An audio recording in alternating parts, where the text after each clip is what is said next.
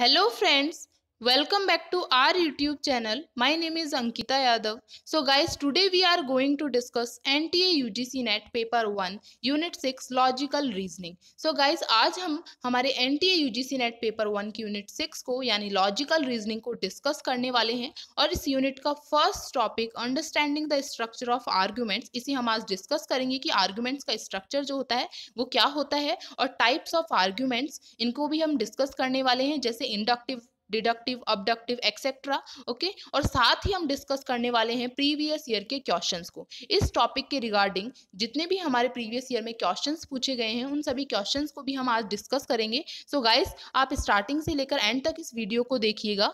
Okay, और ये जो क्वेश्चंस है उनको डिस्कस करने से आप लोगों को आइडिया हो जाएगा कि इस टॉपिक से रिलेटेड किस टाइप के क्वेश्चंस जो है हमारे एग्जाम में रेज किए जाते हैं। तो हम स्टार्ट करते हैं हमारा topic understanding the structure of argument. So guys, ये जो टॉपिक है आपका फर्स्ट टॉपिक है इस यूनिट का, और ये जो है पूरी यूनिट के लिए जो है यूनिट 6 के लिए बेस रेडी करता है, तो आप इसे अच्छे से समझिएगा। तो हम स्टार्ट करते हैं। तो सबसे पहले हमें समझना होगा कि आर्ग्यूमेंट क्या होता है। An argument is a series of statements.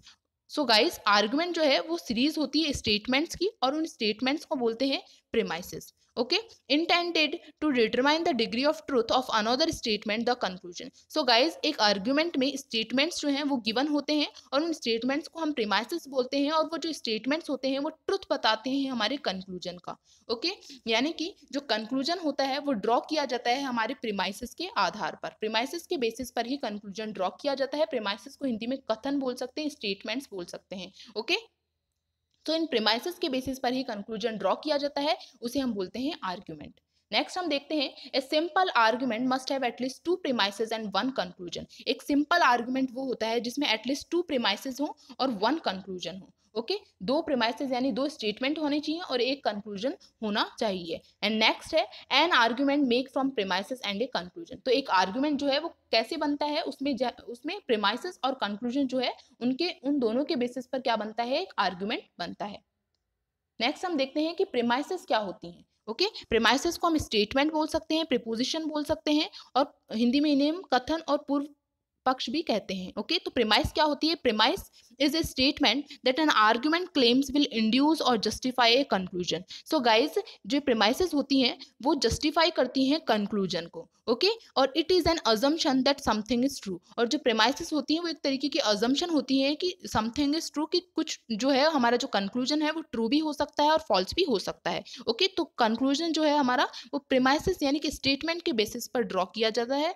Premises are statements that directly support the conclusion. तो प्रीमाइसेस वो स्टेटमेंट्स होती हैं जो कि हमारे कंक्लूजन को डायरेक्टली सपोर्ट करती हैं। सो गाइज, यही हमारा आर्ग्यूमेंट है जिसमें एटलीस्ट 2 प्रीमाइसेस होनी चाहिए और 1 कंक्लूजन होना चाहिए। जो कंक्लूजन है वो हमारे प्रीमाइसेस के बेसिस पर ही निकलना चाहिए।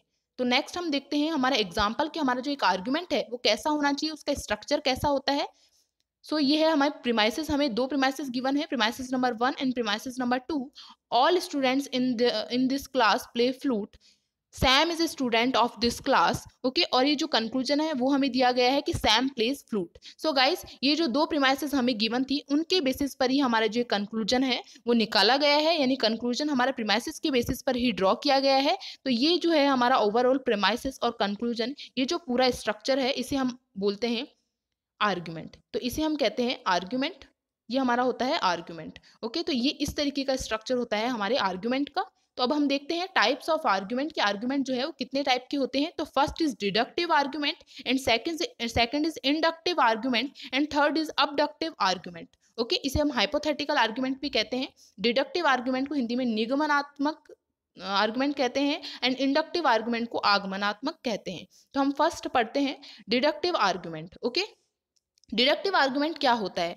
डिडक्टिव आर्गुमेंट वो आर्गुमेंट है जिसमें हम जनरल से पर्टिकुलर की तरफ जाते हैं। आप इसे इस तरीके से याद रख सकते हैं, जीपी, यानी कि जिसमें हम जनरल से पर्टिकुलर की तरफ जा रही हैं। जनरल चीजें होती हैं जिनसे हम पर्टिकुलर की तरफ, स्पेसिफिक चीजों की तरफ जाते हैं। इसमें हमें पहले से जनरलाइजेशन यानी पहले से हमें थ्योरी गिवन होती है, उस थ्योरी को ऑब्जर्व करते हैं और फिर हम कंक्लूजन जो है वो ड्रॉ करते हैं। ये होता है हमारा deductive argument. Deductive argument starts out with a general statement. So guys, deductive argument जो है वो हमेशा जनरल स्टेटमेंट से स्टार्ट होगा, and examine the possibilities to reach a specific logical conclusion, और उसके बाद में स्पेसिफिक लॉजिकल कंक्लूजन जो है उस तक पहुंचा जाएगा। सो आपको ये याद रखना है कि जीपी। ओके, नेक्स्ट हम देखते हैं, in this the premises are intended to provide support for the conclusion that is so strong that, ये लाइन आपके लिए मोस्ट इंपॉर्टेंट है गाइज, कि if the premises are true it would be impossible for the conclusion to be false. So guys अगर premises जो हैं deductive argument में अगर प्रेमाइसेस ट्रू हैं तो जो कंक्लूजन है वो फॉल्स हो, ये इम्पॉसिबल है। इसका मीनिंग ये है कि अगर प्रेमाइसेस ट्रू हैं तो कंक्लूजन जो है वो भी 100% ट्रू होगा। ये होता है हमारा डिडक्टिव आर्गुमेंट, कि डिडक्टिव आर्गुमेंट में जो कंक्लूजन होते हैं वो हमेशा फॉलो करते हैं प्रेमाइसेस को। Conclusions always follow premises, and if premises is true then 100% conclusion would be true. अगर प्रेमाइसेस ट्रू हैं तो 100% कंक्लूजन जो है वो ट्रू होगा। ओके, नेक्स्ट हम देखते हैं, invalid argument conclusions would be. So guys एक डिडक्टिव आर्गुमेंट जो होता है उसे भी हम वैलिड आर्गुमेंट कहते हैं, क्योंकि डिडक्टिव आर्गुमेंट में जो कंक्लूजन होता है वो हमारी 100% प्रीमिसेस के बेसिस पर ही ड्रॉ किया जाता है, और एक वैलिड आर्गुमेंट भी वही होता है जिसमें जो हमारा कंक्लूजन है वो प्रीमिसेस के बेसिस पर ही ड्रॉ किया गया हो, उसे हम वैलिड आर्गुमेंट कहते हैं। और अगर ऐसा नहीं होता है तो उसे हम इनवैलिड आर्गुमेंट कहते हैं, यानी कि अवैध आर्गुमेंट कहते हैं। सो गाइज ये तीन जो कंडीशन है ये आपको याद रखनी है, ये मोस्ट इंपॉर्टेंट है। इससे क्वेश्चन जो है बहुत बार हमारे एग्जाम में पूछा गया है कि अगर जो प्रीमाइसेस है वो ट्रू है तो हमारा कंक्लूजन क्या होगा, ट्रू होगा। ओके, ये होता है हमारा वैलिड आर्गुमेंट। अगर हमारी एक प्रीमाइसेस ट्रू है एंड सेकंड जो प्रीमाइसेस है वो फॉल्स है तो हमारा जो आर्गुमेंट है वो ट्रू भी हो सकता है और फॉल्स भी हो सकता है। और इफ प्रीमाइसेस जो हैं दोनों प्रीमाइसेस क्या हैं, फॉल्स हैं, तो हमारा जो आर्गुमेंट है वो भी फॉल्स होगा। तो इन कंडीशंस को जो फॉलो करेगा वो आर्गुमेंट हमारा वैलिड आर्गुमेंट होगा। तो ये आपको याद रखनी है कि ट्रू प्रीमाइसेस के लिए ट्रू कंक्लूजन एंड एक ट्रू और एक फॉल्स के लिए ट्रू या फॉल्स हो सकता है, और दोनों अगर प्रीमाइसेस हमारी स्टेटमेंट जो है वो फॉल्स हैं तो हमारा जो कंक्लूजन है वो भी फॉल्स होगा। तो इसको जो फॉलो करेगा वो होगा हमारा वैलिड आर्गुमेंट, और अगर ऐसा नहीं होता है तो वो होता है हमारा इनवैलिड आर्गुमेंट। तो हम देखते हैं डिडक्टिव आर्गुमेंट का हमारा जो एग्जाम्पल है उसे हम देखते हैं।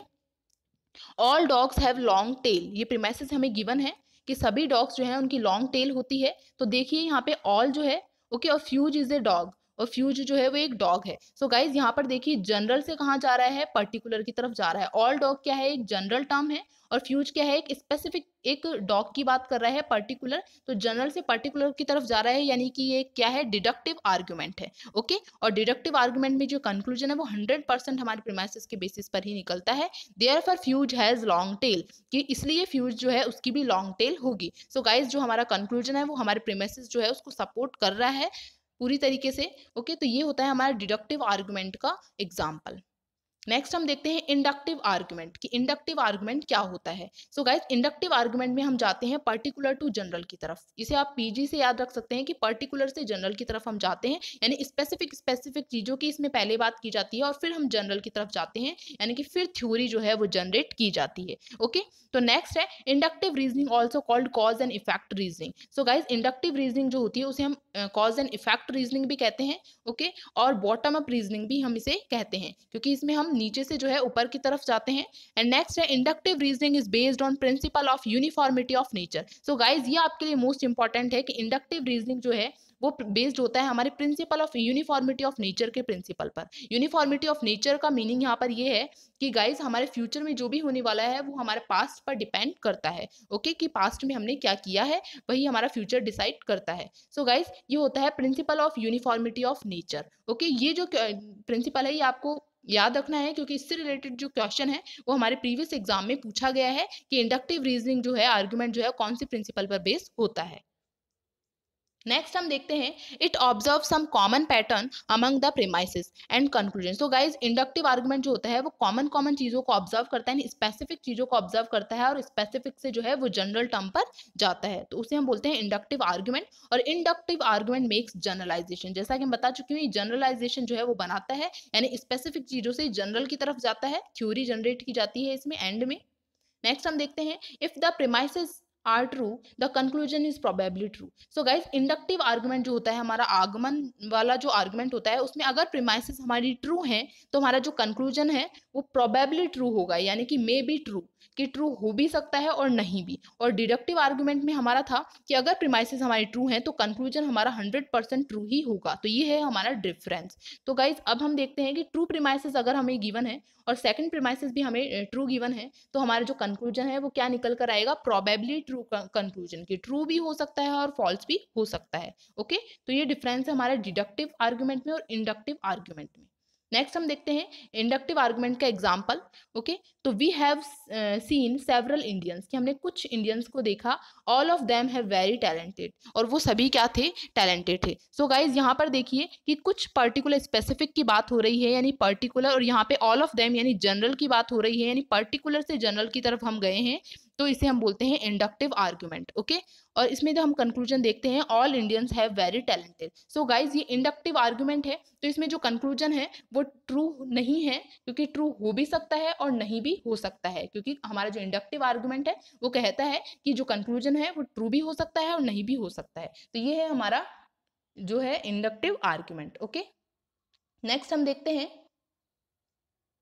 अबडक्टिव आर्गुमेंट क्या होता है, जिसे हम हाइपोथेटिकल आर्गुमेंट भी कहते हैं, डिडक्टिव आर्गुमेंट भी इसे कहा जाता है अबडक्टिव आर्गुमेंट को। तो हम देखते हैं abductive argument is to take away a logical assumption. So guys जो अबडक्टिव आर्गुमेंट होता है वो एक तरीके का लॉजिकल अजम्पशन होता है। इसे हम अजम्पशन जो है, इसमें हम अज्यूम करते हैं, अजम्पशन लगाते हैं, गैस करते हैं, इसे हम बोलते हैं abductive argument. Inference, conclusion, hypothesis और best guess from an observation और सेट ऑफ ऑब्जर्वेशंस। तो बहुत सारे ऑब्जर्वेशंस जो हैं उनके बेसिस पर हम क्या करते हैं, बेस्ट गैस लगाते हैं, इसमें हम प्रिडिक्शन करते हैं, जिसे हम बोलते हैं abductive argument. The conclusion draws is just a best guess. Okay, it may और may not be true. So guys हम इसमें क्या करते हैं, प्रिडिक्शन लगाते हैं, इसका जो कंक्लूजन है वो किस तरीके से ड्रॉ किया जाता है, गैस करके, प्रिडिक्शन लगा के, और वो जो कंक्लूजन है अगर हम गैस कर रहे हैं तो वो जो कंक्लूजन है वो क्या होगा, ट्रू भी हो सकता है और नहीं भी हो सकता है। तो गाइज आपको ये याद अबडक्टिव आर्गुमेंट में हम प्रिडिक्शन करते हैं, तो वो होता है अबडक्टिव आर्गुमेंट। जैसे हम एग्जांपल देख सकते हैं कि हमें प्रीमिसेस गिवन है, माय रूफ इज वेट, कि जो मेरी रूफ है वो वेट है, और रेन जो है वो क्या कर देती है, मेक थिंग्स वेट, कि चीजों को क्या कर देती है, वेट कर देती है। तो कंक्लूजन हम देखते हैं, it's likely it has rain recently, कि ऐसा लगता है कि अभी जो है वो रेन हुई हो। तो क्या है, यहाँ पर क्या की जा रही है, प्रिडिक्शन लगाई जा रही है कि रेन हुई होगी, हुई है। ओके, तो ये क्या है, प्रिडिक्शन है, अजम्पशन हम यहाँ अज्यूम कर रहे हैं, तो ये क्या है, अबडक्टिव आर्गुमेंट का एग्जांपल है। नेक्स्ट हम देखते हैं analogical argument. So guys analogical argument को हिंदी में सादृश्य मूलक भी कहते हैं। तो एनालॉजिकल आर्गुमेंट क्या होता है, analogy is a type of reasoning in which comparison is made between things that have similar features. So guys आप इसे इस तरीके से याद रख सकते हैं कि एनालॉजिकल आर्गुमेंट वो आर्गुमेंट होगा जिसमें कि कंपैरिजन किया जाएगा। ओके, कुछ सिमिलैरिटी देखी जाएगी, उन सिमिलैरिटी के बेसिस पर क्या किया जाएगा, कंपैरिजन किया जाएगा थिंग्स के बीच में, ऑब्जेक्ट्स के बीच में। ओके, तो ये आपको याद रखना है। और in other words analogy means similarity. Okay, जैसे कि सिमिलैरिटी कंपैरिजन करने के लिए हम यूज करते हैं एज का, लाइक का, देन का, एक्सेट्रा। ओके गाइज, तो हम एग्जाम्पल देखते हैं, there might be life on Mars because has an atmosphere that contains oxygen just like the earth, just like the earth. So guys यहाँ पर जो मार्स है उसकी जो कंपैरिजन की जा रही है, अर्थ से कंपैरिजन की जा रही है, तो इसलिए ये क्या है, एनालॉजिकल आर्गुमेंट का एग्जाम्पल है। सो गाइज आपका जो एग्जाम है उसमें बहुत बार ये एनालॉजिकल आर्गुमेंट से क्वेश्चंस जो है पुट किए गए हैं, तो आप इस तरीके से जो है उनको पहचान सकते हैं कि कौन सा आर्गुमेंट जो है एनालॉजिकल आर्गुमेंट होगा, जहां पर की कंपैरिजन किया जाएगा। नेक्स्ट हम देखते हैं हमारे प्रीवियस ईयर के एग्जाम्स में जो क्वेश्चंस पूछे गए हैं।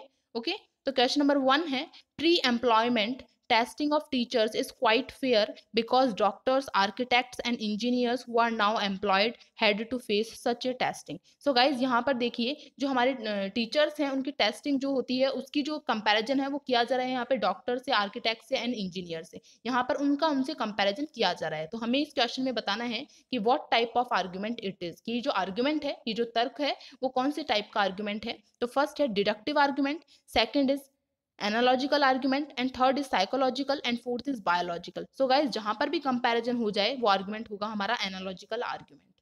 नेक्स्ट हम देखते हैं, ए cluster of propositions with a structure that exhibits some inference is called. So guys, एक जो हमें एक स्ट्रक्चर गिवन है, ओके, तो उसमें जो है प्रपोजिशंस गिवन है हमें, और सम इन्फरेंस, इन्फरेंस का मीनिंग है यहाँ पर कि हमें जो है कुछ निष्कर्ष जो है वो गिवन है, कंक्लूजन गिवन है। तो उस स्ट्रक्चर को क्या कहते हैं जिसमें प्रपोजिशंस यानी कि स्टेटमेंट्स गिवन हो, प्रेमिसेस गिवन हो और कंक्लूजन गिवन हो, तो उसे हम कहते हैं, ऑप्शन नंबर 1 है an inference, second is an argument, third is an explanation and fourth is a valid argument. So guys, इस क्वेश्चन का आंसर हो जाएगा option number second, an argument, क्योंकि एक आर्ग्यूमेंट जो होता है उसका स्ट्रक्चर कैसा होता है, उसमें प्रीमाइसेस गिवन होती हैं और उसमें जो है कंक्लूजन इन्फरेंस जो है वो गिवन होता है।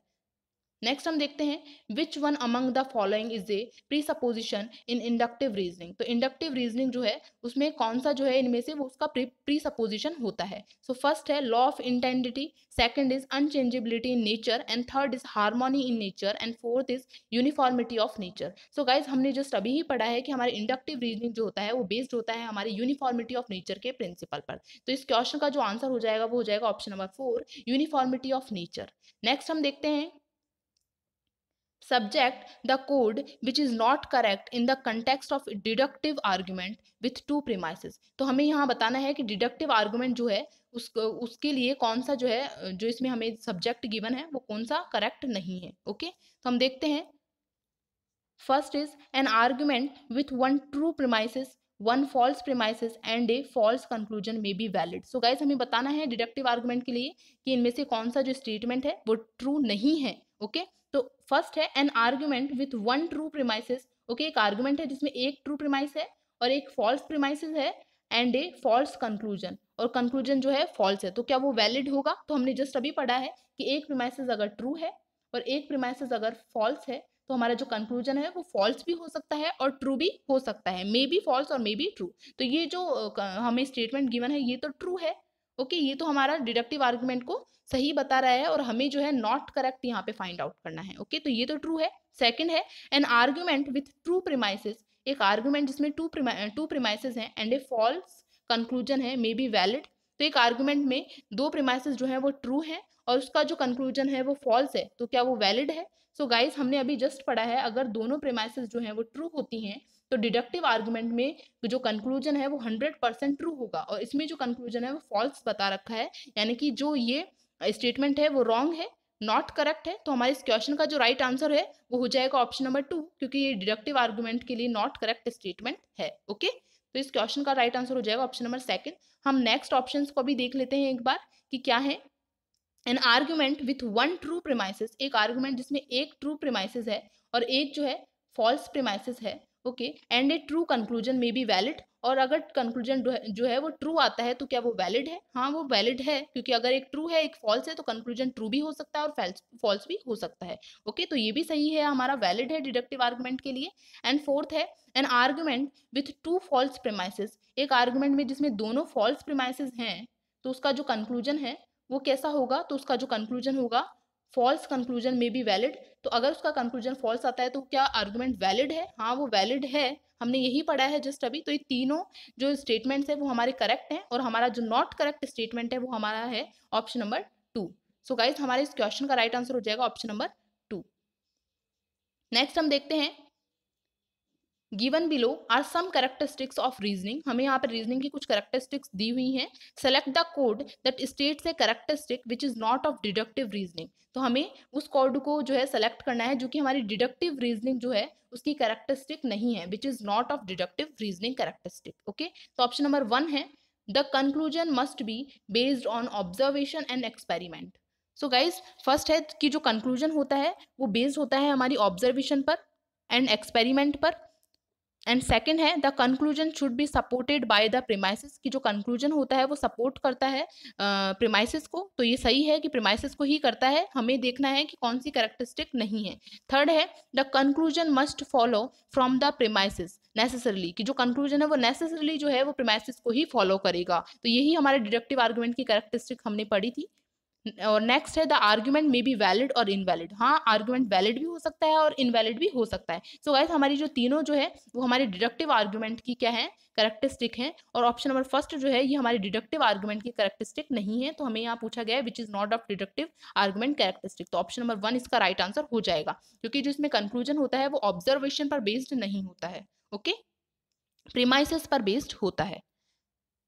सो गाइज नेक्स्ट क्वेश्चन है, just as melting ice cubes do not cause a glass of water to overflow, melting sea ice does not increase oceanic volume. So guys यहाँ पर देखिए क्या बोला है, जस्ट एज मेल्टिंग आइस, तो melting ice cubes जो है उसकी जो है कंपैरिजन किया जा रहा है यहाँ पे मेल्टिंग सी आइस क्यूब, कि हमारे जो समुद्र की आइस जो है उससे उसकी जो है कंपैरिजन की जा रही है, एज आ गया है यहाँ पे, उससे उसकी कंपैरिजन किया जा रहा है, यानी कि जहां पर भी कंपैरिजन किया जाता है वो कौन सा आर्ग्यूमेंट होता है, what type of argument is it. Option number A है analogical, second is hypothetical and third is psychological and fourth is statistical. So guys इस क्वेश्चन का राइट आंसर हो जाएगा एनालॉजिकल आर्ग्यूमेंट। ओके, जहां पर भी कंपैरिजन होता है वो हमारा होता है analogical argument.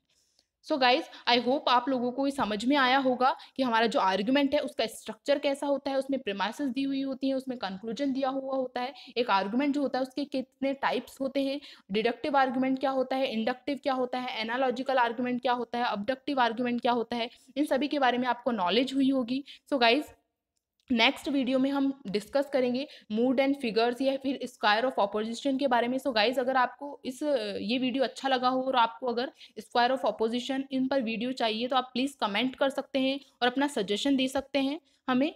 So guys please like और subscribe our channel. Thank you so much.